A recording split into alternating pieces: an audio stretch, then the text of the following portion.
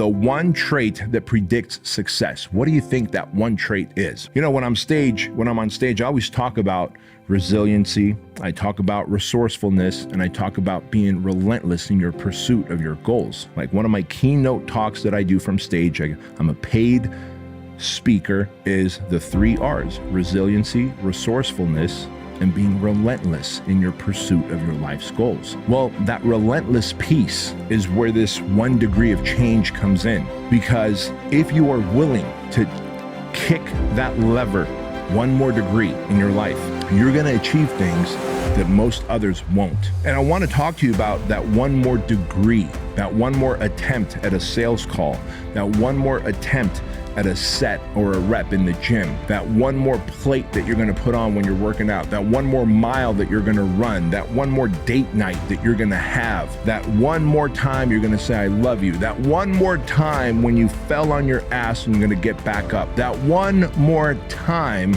that you're gonna make an attempt at your life's ambitions. That is the separator between average people and savage people. Most people believe that they are not in control of their environment. This is simply untrue, because when we look at the actions that we take that actually affect our lives, or the circumstances that happen in society that actually affect our lives, the circle is very tiny. It's very small right around us as individuals, who we spend our time with, what food we consume, how we move, the information we consume, okay? A number of other things, right? But those few things actually create the vast majority of our reality.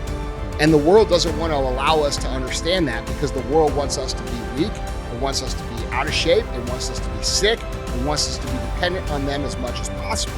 So they don't ever teach us as individuals that we are actually in control. Now, can we control the weather? No, we can't control the weather. But that's also why, in part of the program, guess what you got to do? You got to get out in the fucking weather when it sucks and do your shit, all right? Because we can't control our environment, but we can at the same time. So it's a paradox in terms of how we think about it. And the reality of the scenario is that, dude, we are in control of, upper 90% of our whole reality. It's a lifelong journey. And I think what really separates people who win and people who are fulfilled and people who create and people who build and people who change shit from people who just have dreams that were never fulfilled comes down to their understanding that it's a long game and we got to play it the whole time. Yeah. You know, there's no such thing as sitting on the beach with a fucking Corona for the rest of your life. You know, like that's what they tell you it's supposed to be like, but that's not actually what it is. And so, a lot of people out there have the wrong idea. You're somebody who wants to grow and improve and change in your life and become a maxed out version and a better version of yourself in every area. The only opportunity you have to do that is when problems and challenges arise. These are growth opportunities in our life. So when they arise, it's very important that you see them as an opportunity to grow. And again, I don't mean that in a rah-rah, foofy way. It's very true. And it's important that we distinguish what it means, because remember this, in other audios I've talked about the quality of our life is comprised of the quality of emotions we live with. Our life is our emotions, right? If you have the emotions of happiness and joy and ecstasy and peace and faith and passion and intensity and winning, that's a great life. If you have a life that's filled with emotions regularly of depression, anxiety, fear, stress, worry, anger, that's a totally different quality of life. So our emotions dictate the quality of our life. And so when a stimulus like a problem comes up, we better be thinking it's an opportunity to grow, and we better be expensing our energy towards the solution, or we start to experience the wrong emotions. We want problems in our lives. They're the one opportunity we have to grow. Without the existence of problems and challenges, there's no opportunities for growth in life. And so we don't wish for a life that doesn't have challenges and problems, even though it seems like we would want one.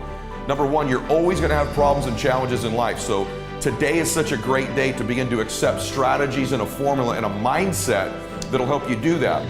The society that we live in values and promotes and encourages mental health issues and self-victimhood. If you go on the internet and you look at the posts that get the most fucking likes and the most comments, these are posts of somebody's fucking sad story. But the reality is 90 fucking times, and I'm not saying that some of these things aren't valid, because they are. There's a lot of people out there struggling right now, so don't get it twisted. But 90% of those times, you could flip the picture right over to what it's like to live in a third world country, and you realize that you're not that fucked up, dude. You're just a little bit off track. And if we really dig further into that, the reason that you don't feel right is because you're not controlling any of the things that you have the capability to control. You're choosing to not control your food. You're choosing not to put quality information in your brain. You're choosing not to move right. You're choosing not to train. You're choosing not to be around people that are healthy for you. And these all come down to real choices. And so when we close that time gap and then understand that it's all due to our choices, we basically almost, because there's going to be times that are really hard, right? You're going to lose parents. You're going to lose people that you love. There's going to be times where you have to go through things that it's not going to be a day, right? It's going to be some time. But you're still able to close these time windows of loss and failure and staying in the mud. Most people do not think enough of themselves to make anything happen. So I say, well, let's go fix that. You have to increase your self-worth to increase your net worth, and that's true. You got to actually go back and almost forgive yourself. Start acting as if, and here's the craziest part. Guys, it's just a choice, man. It really is just a choice. And one day when you look back and you did it, you're going to go, man, it was just a choice. Dude, everything's going to take way longer than you think. Yeah. That's what's reality. That's why you have to have urgency now when you're 19 and 20, or even if today you're 40 and it's your first day. Urgency now is that's the key. The best time to plant a tree is 20 years ago. Right. The second best time is today.